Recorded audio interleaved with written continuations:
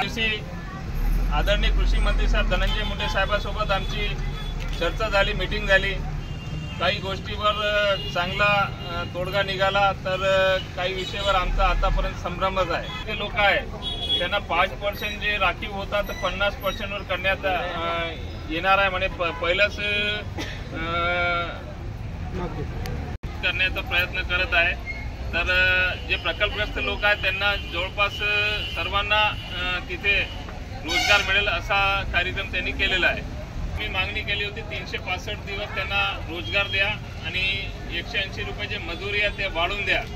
तर त्यांच्या म्हणणं असं आहे की त्यांनी प्रस्ताव समोर ऊर्जा आणि कामगार मंत्रालयापर्यंत पोहोचवलेला आहे।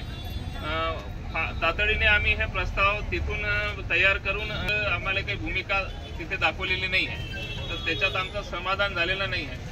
इथेच बसणार आणि झाला नाही तर आम्ही आत्मदहन करायला मागे हटणार नाही। आम्ही आत्मदहनची तयारी आम्ही 200-500 जण सर्व मिळून इथे आत्मदहन करणार हे सरकारला इंटिमेशन देत आहे। सरकारने याच्यावर हात जोडून विनंती सरकारची की लवकरात लवकर हे मजुरासंबंधित जे विषय पूर्ण महाराष्ट्राचा विषय आहे, सर्व महाराष्ट्राचे विषय मजूर पेटणार आहे। नंतर 180 रुपये मजुरीमध्ये महाराष्ट्राचे मजुराचा काही होत नाही।